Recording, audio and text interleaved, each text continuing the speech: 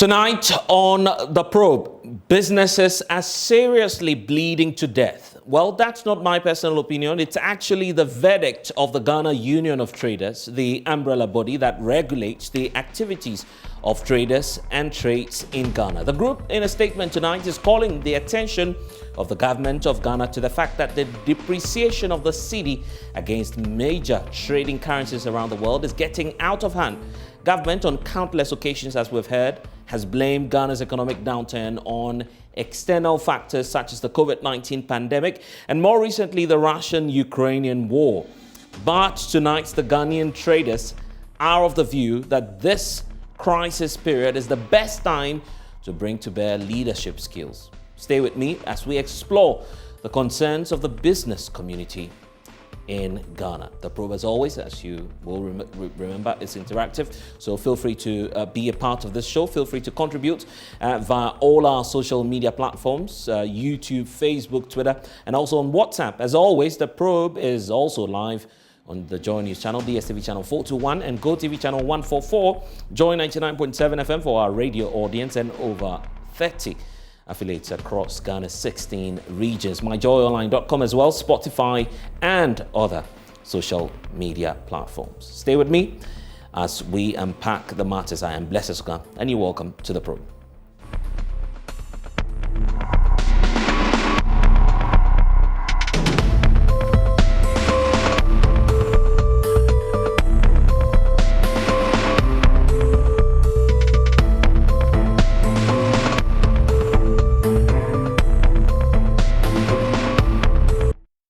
Hello there and welcome once again to The Probe. For those of you who are wondering my guest tonight, let me quickly do that introduction. Joseph Pandi is the Public Relations Officer of the Ghana Union of Traders Association, GUTA. We also do have Professor John Gachi, Dean, University of Cape Coast Business School, joining us tonight. Sharif Gali is the Chief Executive Officer of the Ghana Chamber of Young Entrepreneurs. Saki Samson Awingobit is the Executive Secretary for the Importers and Exporters Association. Mind you, this whole conversation has also got to do with the CEDI, so they have a perspective on that matter. But what's underpinning the conversation tonight has got to do with GUTA. A while ago, a statement was released from that office, signed by the president of GUTA. We may as well bring some of the concerns of the group to you even before we head into that conversation. So excerpts of the concerns raised in that statement is on your screens right now. But for those of you who are watching, listening to us on radio, I'll just read excerpts of that to you, indicating that as a result, quote, as a result of the current exchange rate situation in the country, businesses are seriously bleeding to death. Now, the government, therefore, needs to do something to salvage the situation as soon as possible. And that's according to the president. Now, he continues to say that we're calling on the government as a matter of urgency to reconvene, first of all, the Foreign Exchange Committee that was set up a few years ago by the Finance Ministry, which involves all relevant stakeholders to help find an immediate solution to the challenges facing our economy. Then he goes ahead to say that since December 2021, when the dollar rate was 6.4 cedis, our working capitals have been depleted by some 40%. And now that the dollar has reached about 9 cedis, our worst fear is that we are now going to make Christmas orders from our suppliers, which will definitely aggravate the situation. Then GUTA is also making another argument tonight that we recognize that excessive importation is one of the major causes here. And at this point, we think that government has failed to take due advantage of our national investment laws, especially on foreign retail trade and wholesale, to tighten the issue of imports. Now, GUTA is also tonight raising another problem that the juiciest part of our economy, such as banking, telecommunication, oil, and also the extractive sector, has been taken over and dominated by foreigners. And for them, all they do is to repatriate their profits to their home countries and leaving us with virtually nothing except the few taxes and some royalties. Even beyond that, GUTA believes that churches are equally part of the problem. And that's what we'll be finding out from the group, because they claim that, quote, the movement and transfer of money by churches should be closely monitored and controlled. Well, we do know that Joseph Paddy is in studio with us, so it's a good time to put some of the questions to him. Joe, I had to drag you here, literally, after issuing that statement, but welcome to the probe. Thank you. Why are you, first of all, concerned about the depreciation of the Ghanaian cedi? Every businessman or every business community should be concerned, because the rate at which the dollar is appreciating against the cedi is a worrying situation. And like the president rightly said, businesses are really bleeding. Some of the businesses are intensive care. The doctors cannot even find solutions to it. That's what we are saying. Because look at what is happening now. From December, I traveled December, on the 13th of December. Right. And as at that time, the rate of dollar was 5.7 to a dollar. So I was looking for $10,000. I was able to get 57,000, was giving me $10,000. Today, the same $10,000, I need 91,000 cedis. So what business am I going to do to even maximize profit or even break even to fill the gap? So you could see that every businessman, either your capital is eroding or you are even out of business. That's why I'm saying, we say business are bleeding. Some of them have bled and then they cannot even survive. And it's how dire is the situation? I'm just into that mental for example, and now if you're looking for $100,000, you need 910 to get $100,000. Compared to that of 570 to get $100,000. So look at the difference. It's so huge. So it's about 30-something% increase. And you go ahead in your statement to point out that we may even get to a situation where you would need 1 million Ghana cedis to raise just 10,000. Exactly. If you get to 10, you just need 1 million Ghana cedis to just get up $100,000. We need the shortest possible time. And it's worrying for every business community. Even the manufacturing sector are also suffering the same consequences, because they import their raw materials with the same dollar rate. So if we are even asking for manufacturing concern, they're also having the same challenge in their industry. So it's all over the place. And government must, as soon as possible, come out. We don't know what the economic management team are going to do to salvage the situation at the shop, because we are getting to Christmas. We need to import. You know, no country is self-sufficient. Every country, one way or the other, would import a product. Yes. Therefore, if we are not careful, at this point in time, businesses will collapse. And one of the issues is that we've also identified that most of businesses are in the hands of foreigners. Right. See, the economic power are not in the hands of Ghanaians, and that is our challenge. That's the suffering. That's why we see capital flight, because we are not look like my president said, extractive industry, service industry, hands of foreigners. Now, even the trading that is left are also in the hands of foreigners. Look at all the shops we can think of. I don't want to mention. I know what you're driving. I don't want to do advertisement for any shop, any company. Obviously, we'll get to that Nigerian Ghanaian situation. No, it's not about Nigeria. Well, it may come up because they're also foreigners, I guess. But let's break down the issues so that our listeners look at our malls and also follow. Yes. For the average consumer, when they walk into the shops and the prices go up, they blame you, the business. Exactly so. But explain the connection here as to the issue about the cedi and how it affects that average consumer out there. How do you explain to the average person? Obviously, because every business makes for the Christmas. Every business wants to either maximize profit or even break even to maintain business or to be in business. Right. Therefore, if just within the shortest possible time, the exchange rate is about 5.7 to even 9.1. The difference. Now, let's do this calculation. Okay, right. 57,000 Ghana cedis was giving me $10,000. Okay. Now, 91,000 Ghana cedis has to give me the same 10,000. So the margin has look at the margin. Right. Huge.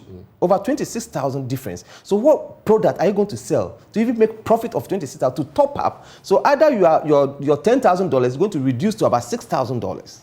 You understand? And therefore, if I bring the goods, because there's a demand for the product, obviously I'll pass it to the consumer. The consumer too is suffering. His purchasing power is nothing to write home about. So that's the struggle, that's the connection in here. And I see that in your statement, you point out that an alternative for you, the businesses, would have been shutting down, hoarding your goods when the market is favorable, then you go out. But you claim that that would also come at some adverse that comes with another cost, because just imagine you have gone to borrow well, right? To the consumer. There's a need for it. Let's say for a particular product, there's a need demand for. How can you hoard it? And moreover, they are an expert product. When you hold it and it's expired, what do? Yeah. You have gone to the bank to borrow. Are you going to hold it for how long? The bank is chasing you for their facility that they gave you. Look at interest rate. Now, the reference rate is about 19 point something. Yeah, reference rate is about 19. So the lending rate is almost about 27 to 30. You understand? So you go and borrow at that rate, the bank is chasing you. For how long can you hold it? You see, so these are the difficult situations we find ourselves as business community, and it's not helping businesses. Businesses are really collapsing, and it's a challenge to business community. We are not only fighting our interests, we're also fighting the interests of the consumer who need that product badly. Yes, like I said, the pharmaceutical product. When you are sick, you need medicine, and that medicine is imported. Right. Yes, so for how long can you import that medicine for somebody to die of? No, so, and if you don't import to, there's a demand for it. It's not luxury. Right. So the challenge is not only for the business community, but the consuming community too. So it's a two-way affair. And I believe that if the market is not favoring your group, then that situation may be worse for even young entrepreneurs. So let's hear from Sheriff Gali, who's the Chief Executive Officer for the Ghana Chamber of Young Entrepreneurs, even before I bring in Professor John Gachi on this. Sheriff, is your situation different? I mean, as young entrepreneurs working in Ghana? So rightly so, as you put it, if these giants of GUTA are crying, then you need to rule out the young people, because a lot of times these young people kind of siphon or get their businesses from this giant that import. Most of them are members of GUTA.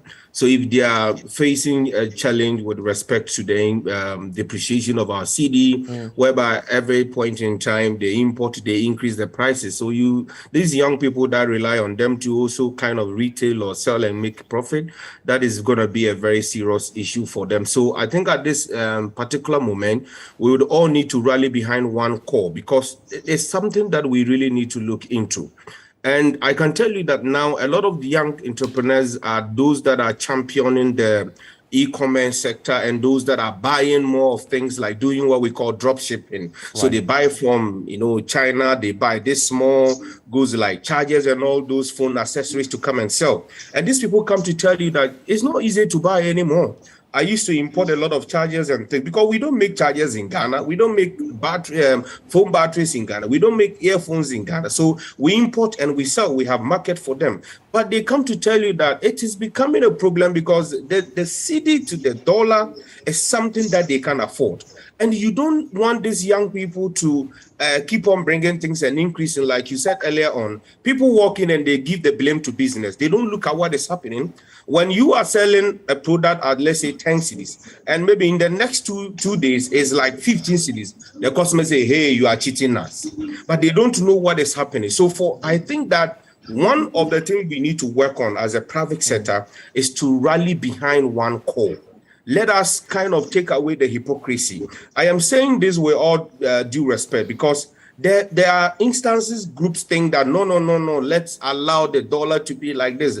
Let us call on government to focus on local industries to manufacture. Right. But like he rightly said, we are so dependent on a lot of import. How about the banks? How about the banks?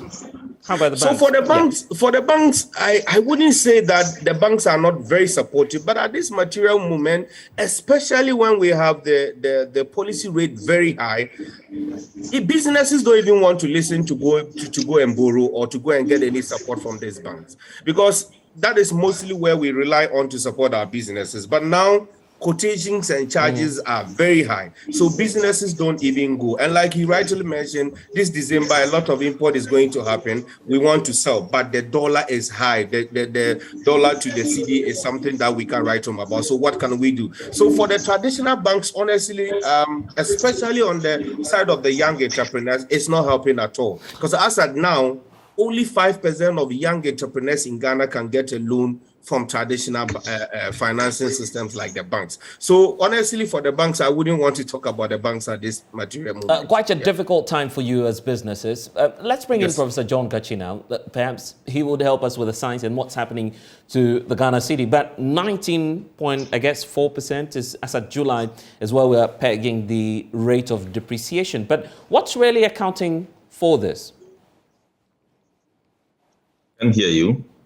Yes, Prof, I can hear you. I was just talking about the rate. As of July, we're pegging the rate of depreciation somewhere around 19.4%. So I was just trying to find out from you what's really accounting for this trajectory with the Ghanaian cedi.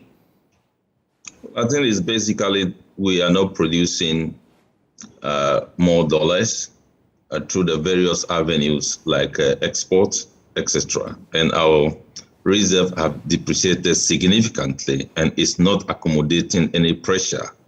That is why the cedi is depreciating the way it is. So it's about managing our balance of payment. It has become very weak, and the reserve has actually depleted significantly over the period. But then, how long would this situation be with us? I guess that's the concern of the businesses as well. And in terms of projections, what's the outlook like? Well, it may linger on for a long time because we are not doing anything significant to shore up the reserve. It is already in the market, so that has become part of the decision factor of those who are interested in the Ghanaian economy. And I have not seen anything on the table that considers that there is serious problem with our currency for which the managers of the economy to rally around to find a solution. That is the difficult nature. I think GUTA is talking about currency committee. Mm-hmm. That currency committee in 2019 didn't do anything. It didn't bring anything on the board. And in addition to that, that currency committee may not be a short-term solution. That currency committee was actually unconstitutional because it threatened the independence of the Bank of Ghana. Right. And make the Bank of Ghana subservient. Yeah, but I guess in such a time of crisis, you need help. So it's not out of place when you have GUTA say, well, let all the stakeholders come together and let's try and find some quick fix to this. Yeah, but not in the nature of what we saw in 2019. The Bank of Ghana is constitutionally mandated to lead any action in ensuring price stability, including exchange rate. Therefore, the Bank of Ghana should lead that team. And we didn't see that, and we didn't get any result from that. So depending on that committee, again, will be problematic. As I said, it's not short-term in nature. It cannot provide short-term solution to the cedi. The short-term solution to the cedi is to get the dollar equivalent to shore up our reserve, and that is not available right now. And that is what should be our problem. And that is why I say it is likely that the situation will linger on for some more time, getting to the close of the year. Right. But you have GUTA, for instance, preferring some solutions and bringing that onto the table. Let's look at some of them. The issue about multinationals taking over the Ghanaian economy. The word they use there is the juicy parts of the economy, extractive and also the banking sector, as well as telecommunications. How do these areas have a direct bearing on, for instance, trading in Ghana? Well, that is a fact, but we also need to appreciate the fact that Ghana cannot be developed only by Ghanaian entrepreneurs. Ghana can be developed by a combination of providing a space for Ghanaian entrepreneurs and foreign entrepreneurs. And our investment laws allow our foreign partners to come operate in Ghana. It is our duty to regulate them the way that the economy will benefit. We have failed to do that. There are various ways of controlling how much of the profit or dividend that should be transferred from this country to parent companies and investors from across the world. That has not been done. We can approach all these things through various measures.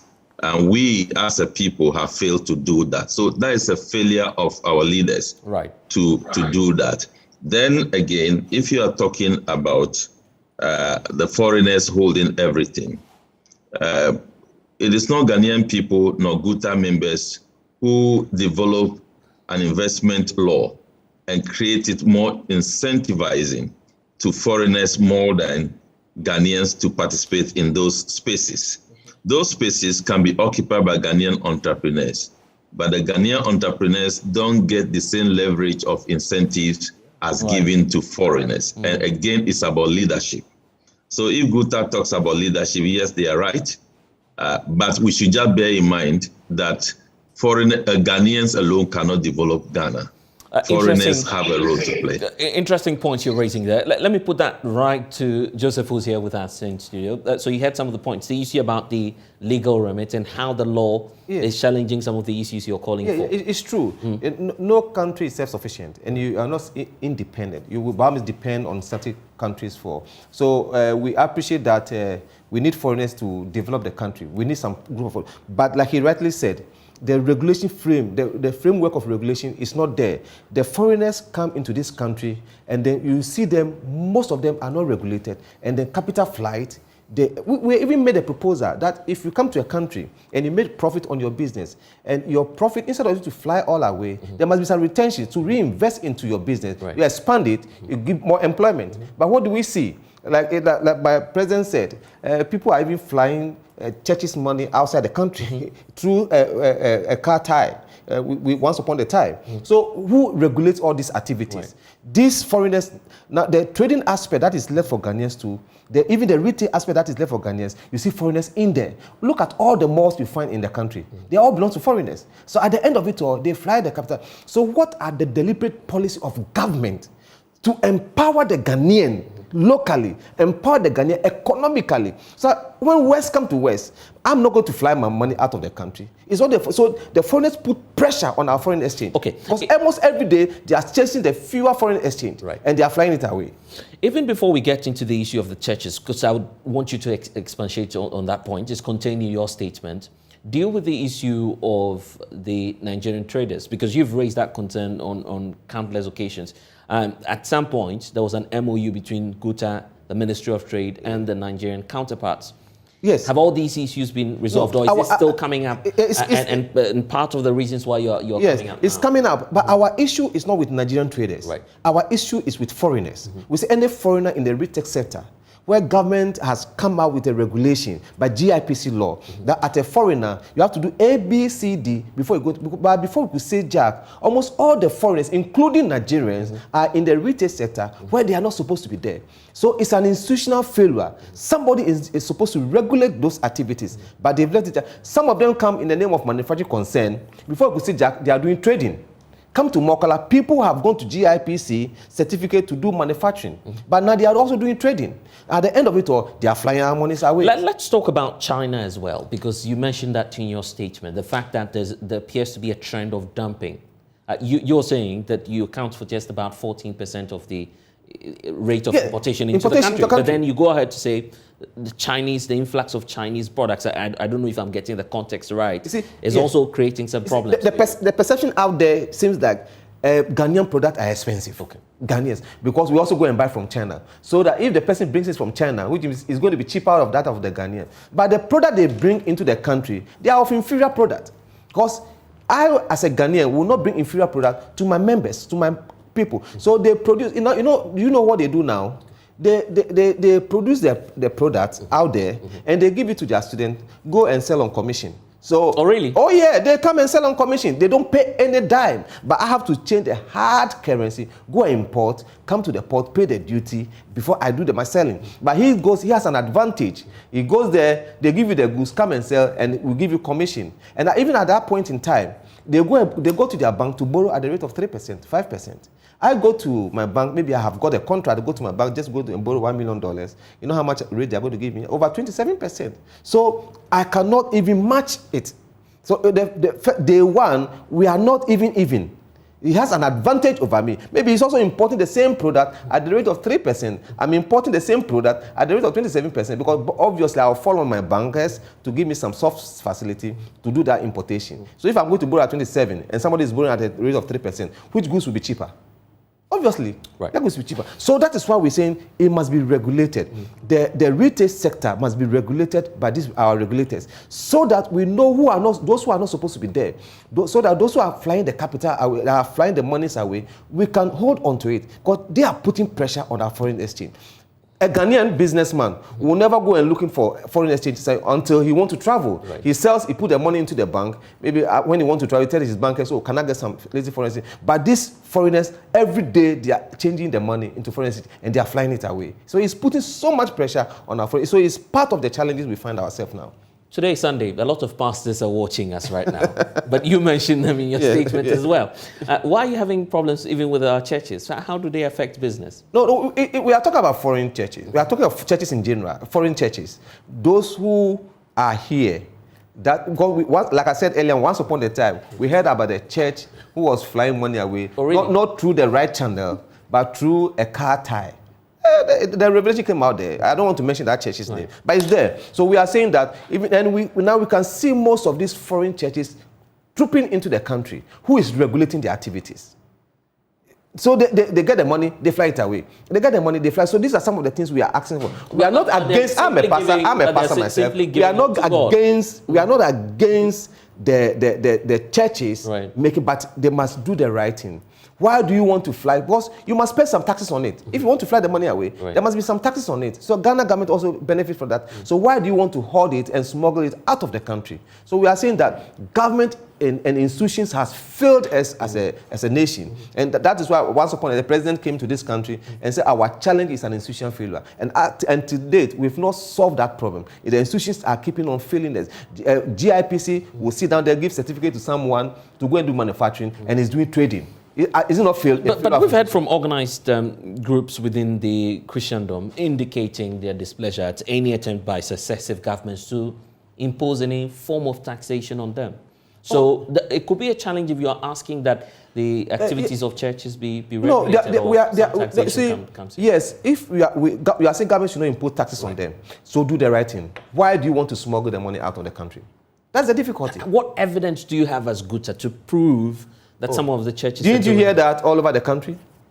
That a church in this country, a foreign church, put money in a car tie by the head pastor who came out with that revelation. So these are some of the things we're talking about. Don't you think you are inciting maybe the general public against the churches? No, like I said, I'm a pastor myself. You're a pastor yourself? Yeah. So why would I be against the church? Because the church is doing a philanthropic work, extremely doing well. If not because of the church, we don't know where we would have been by now. Because the churches have played a major role in the country and in the economy.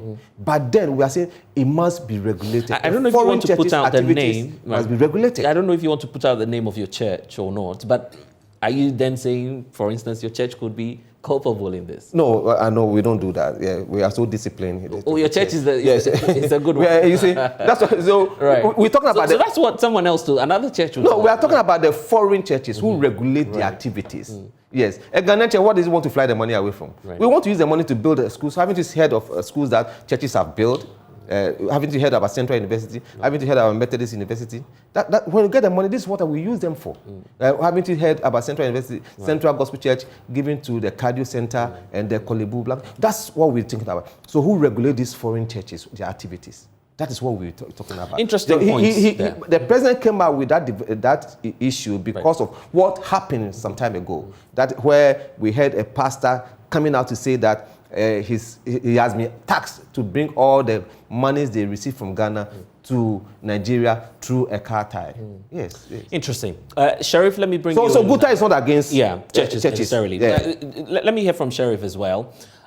We've seen some of the announcements by the finance minister in a bit to show up support for young entrepreneurs. For instance, that policy which has come up, for instance, is the YouStart project. I'm sure that you've heard about that. It's part of the arrangements by government to make capital available to young entrepreneurs. Do you feel that could be part of the solution, especially for your category, not the fully fledged institutions, I mean businesses, but for young entrepreneurs?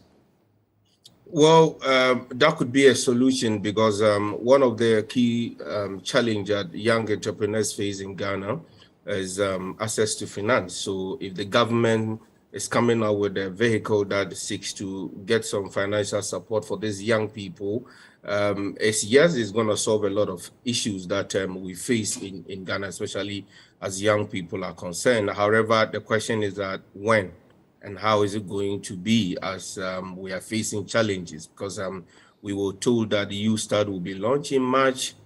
There have been a delay. June, there have been a delay. We are now in August. So the question is that when? And you see, I always keep saying this, the timely of the support or the timing is very important. How timely it is very important. Right.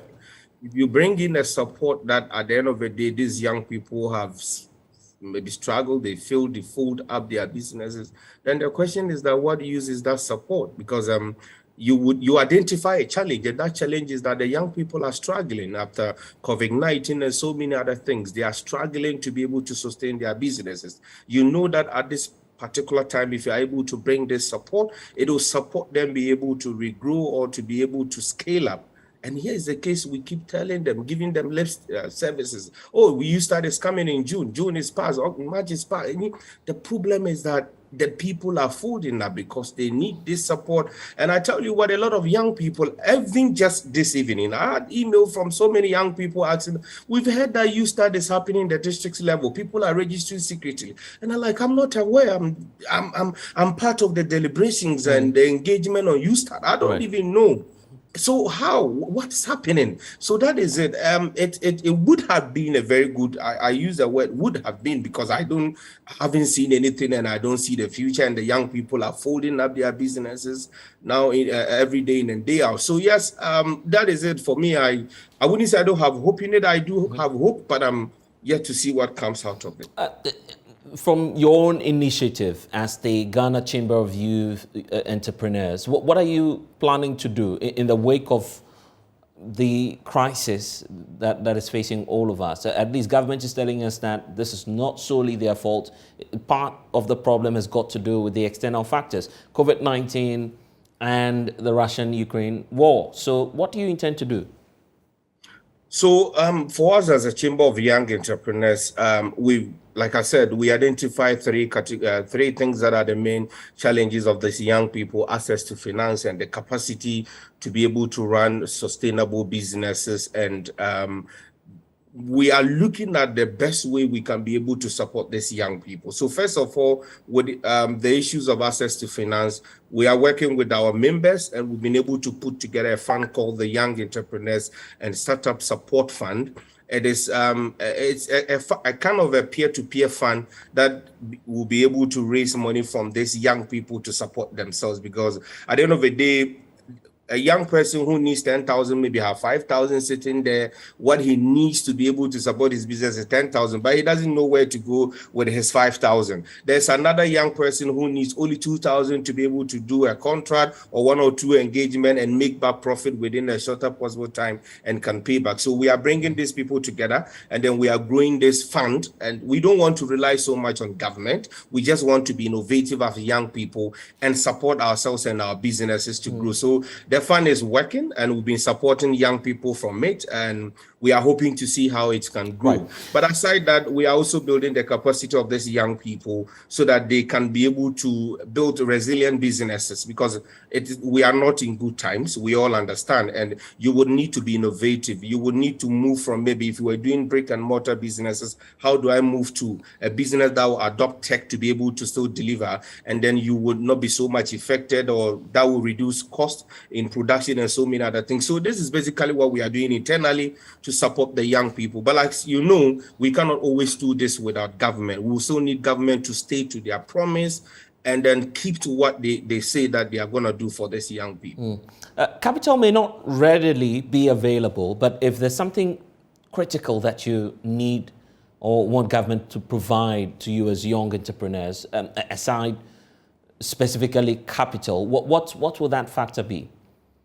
That would be government setting up more or less an industrial park or a capacity hub where these young people can be able to leverage on to grow their businesses. Because aside capital, one other thing is that these young people have innovative ideas, but sometimes maybe they need a place, they need internet, they need an office space, they need certain basic resources to be able to manifest their dreams and their ideas and their innovations, but we do not have them. So for government, one other thing they can do is to provide the infrastructure and that capacity building. There's nothing wrong with government using some of the idle parks to turn into industrial parks where these young people can utilize to build their businesses, and even why government can set up industrial hubs or incubation hubs to build the capacity of these Ghanaian young entrepreneurs. We did a research somewhere in 2019, and it will surprise you to know that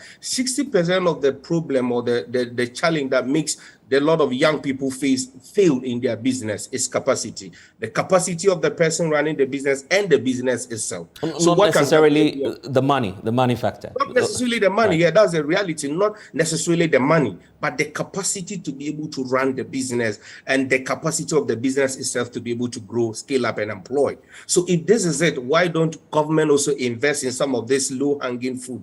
We already have some infrastructure. Why don't we do this for these young people and give them this capacity so they run their business? Because these young people, if we can train them, can be able to pitch and get grants from development partners. We have been doing this. And I tell you what, there are so many development partners that are coming with grants. But these young people don't have that pitching prowess to be able to pitch, right, to be able to sell their products. So government can also invest into that area. Professor John Getchi, let me take your thoughts on the issue about capital flight. The business community is increasingly getting worried about how, that trend appears to be on the rise. Do we need policy to tackle that? Well, unfortunately, I think that we have the regulations. The problem is that those who are supposed to implement those regulations are not doing that, either deliberately or I don't know how to explain. GUTA is a trade association. GIPC is the one in charge of our foreign direct investment and has rules embedded in the law about trading. Who is qualified to trade even within the market, who is qualified to even drive a taxi as a foreigner. Right. There are rules on all these things in the GIPC law. It is not GUTA who should be implementing those laws. It is only because they are affected negatively, huge one. That is why you see GUTA talking over and over. But GMPC should be seen to be implementing the law and the regulation. That is one. The other one about malls. You see, putting up a mall by a foreign investor is not the main problem. What goes into the shop, the mall, the thing they sell in the mall, where are they coming from? Are they coming from Ghanaian innovation, Ghanaian entrepreneurs, traders, etc.? That is where I think the meat is.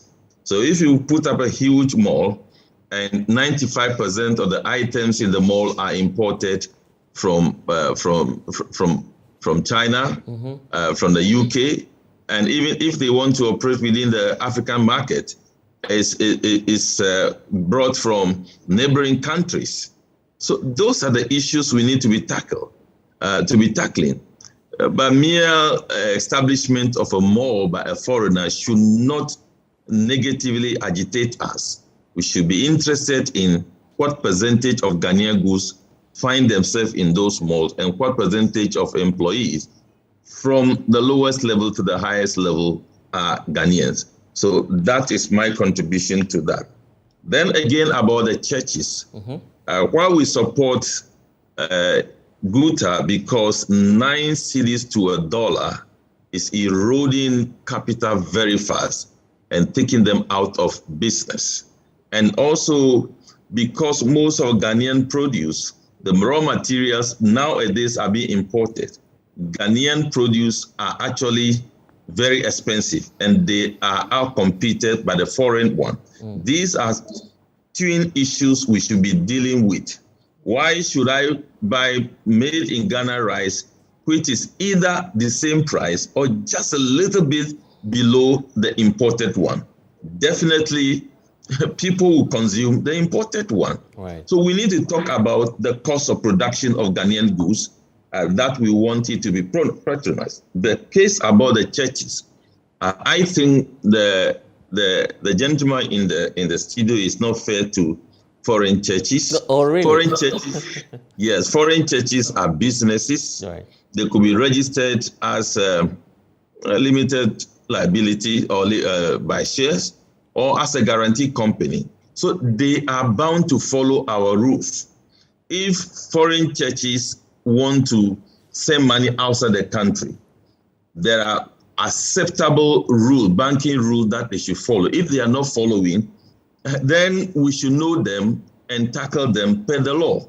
You can't be using about 20 years experience in a Nigerian church as the reason why you think that churches are the foreign churches operating in Ghana. Do you feel so GUTA should be doing the naming and shaming instead? Is that what you're calling for? They don't have the right to be doing name and shaming. There are institutions in charge of transfer of money out of this country.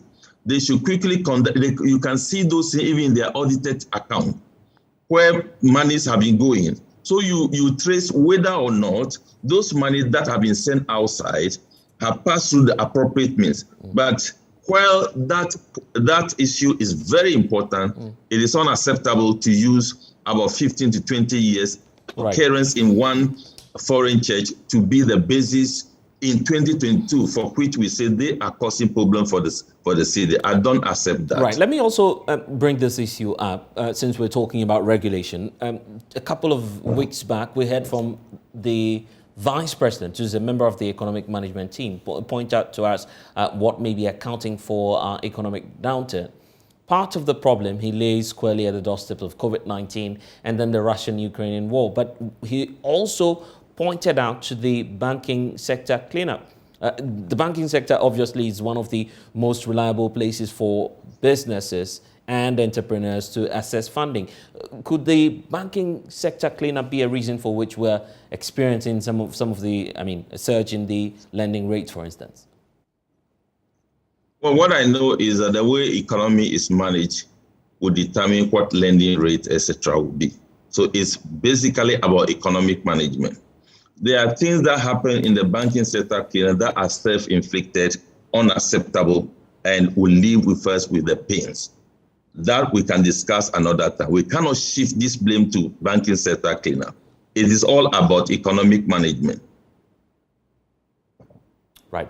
For those of you who are with us and listening to us on radio, it's Joy 99.7 FM, and then on TV as well. This is the Joy News channel. It's still the probe. We'll be back and we'll take some more thoughts from the business community and also hear from Professor Gachi on this.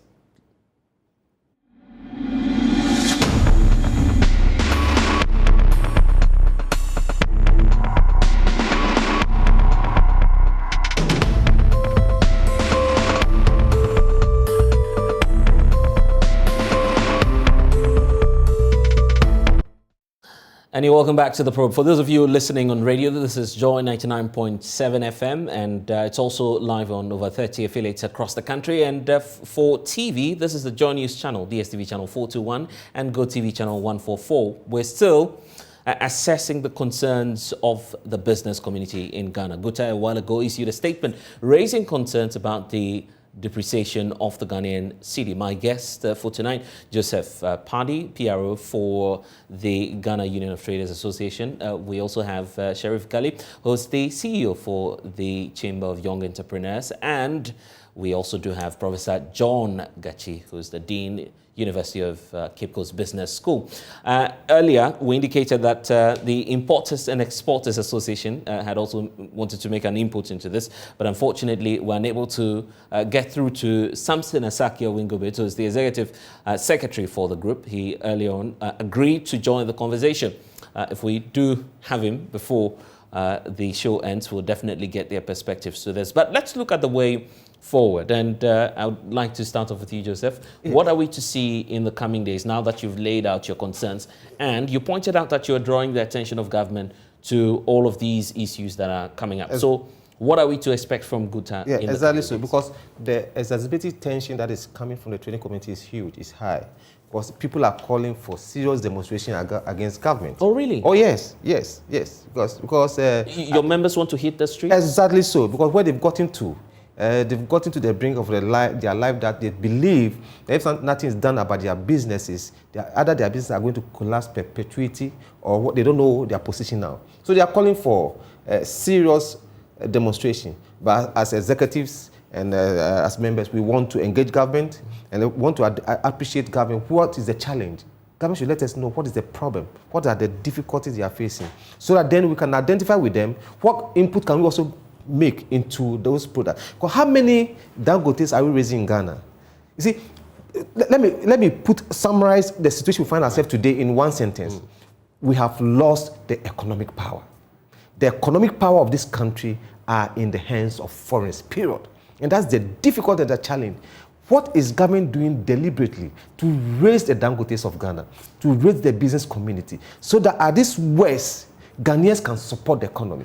Because the telecos has gone. It's in the hands of foreigners. The banking sector in the hands of foreigners. The extractive industry in the hands of foreigners. Even the trading aspect, only 15% are in the hands of Ghanaians. So how can you survive as a country? So if West come to West, and these foreigners said today, we are tired of Ghana, we are moving out, then we are in trouble. So government should come out with a deliberate policy to raise giant in industry. The industry players are also struggling because they borrow at a higher rate. They are not competitive to their competitors. They borrow at a higher rate. Somebody is borrowing at a rate of 3% to manufacture, and you are borrowing at a rate of 27% to manufacture. You can't compete. So what can we do? If a Ghanaian wants to go into manufacturing, what can we do to help that person? Like you say, incentives that has been given to these foreigners, this expatriate, huge, which Ghanaians are not enjoying. So these are some of the government should be able to come up with a deliberate policy to raise Ghanaians as businessmen, despite where you belong to. Once you are a Ghanaian and you can support the economy, that's what we'll go. So now we have lost economic power. All that we are holding on to is the political power. But if you have a political power, economic power can influence your political power. It's a fact, and we should appreciate that. So we believe that government should come out with a program, a deliberate program. What can we do to empower the Ghanaian economically, so that when West come to West, like the situation we find ourselves, if Ukraine, Russian war, internally, what can we do?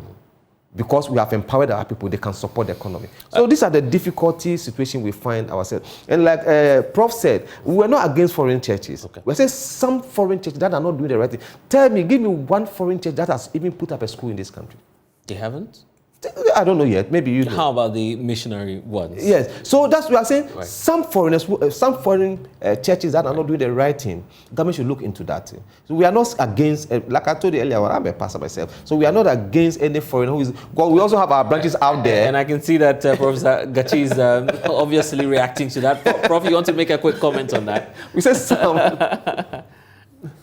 You're mute. If you could kindly unmute for us so we can get the point you're making there. Yes, kindly unmute for us. Yes. Can you hear me? Yes, I can hear you. I think the point I'm making is that the churches are here to do their soul winning, etc., and do some social intervention activities, what you can call corporate social responsibility.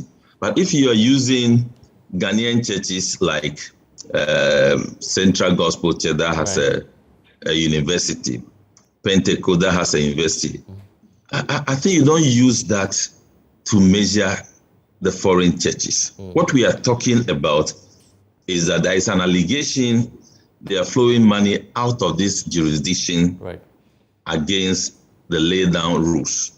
So do we have a research that came out to say that church A, B, C, D is not going according to the foreign exchange laws? There are rules there that will be used to punish them. It's as simple as that. Right. But whether or not those churches have not built a university in Ghana, it's not the issue.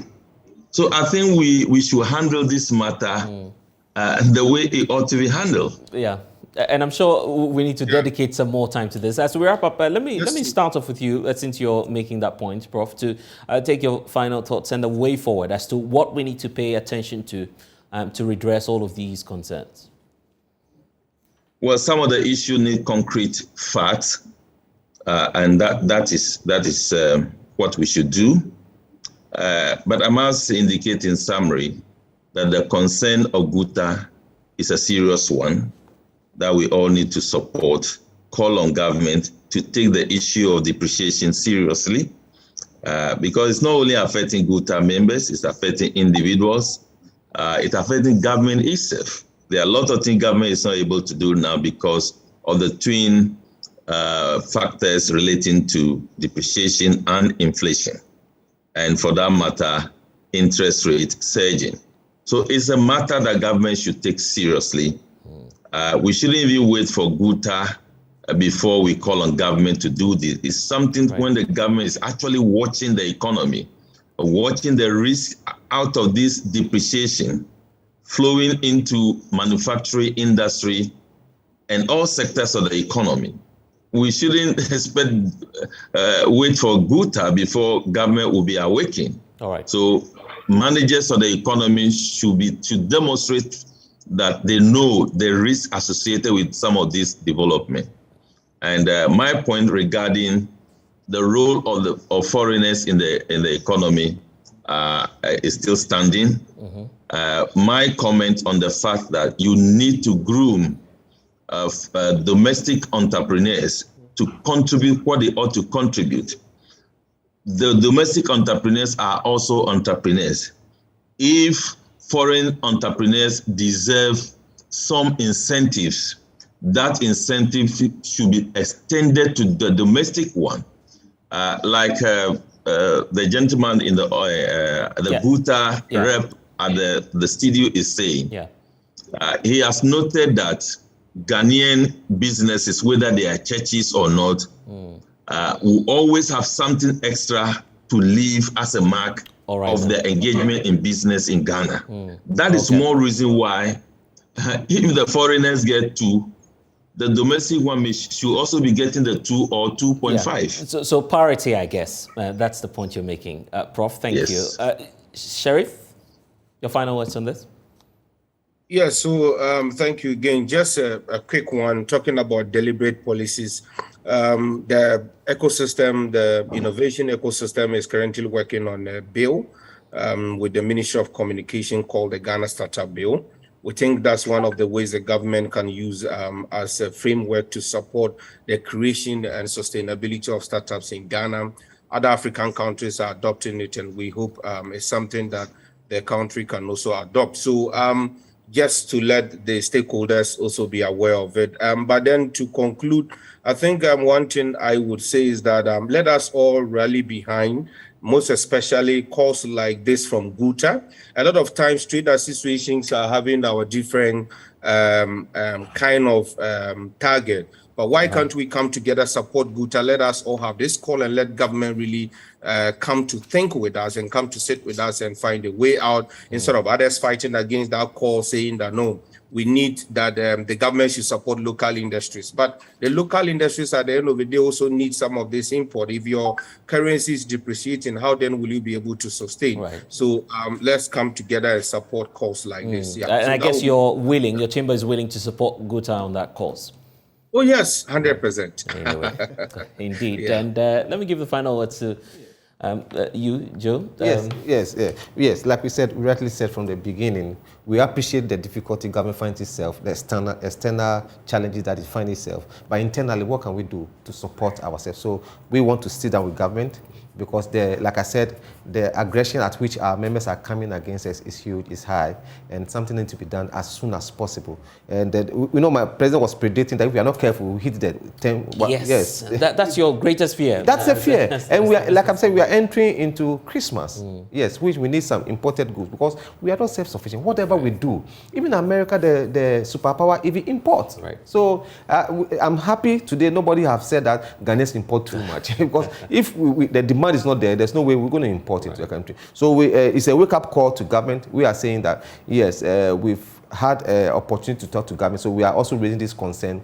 And what is government going to do about it? Because it's a worrying situation. Seriously, business are dying. Business are in coma. Some have bled to the point that it's like you have a cow in your house, and then you are milking the cow.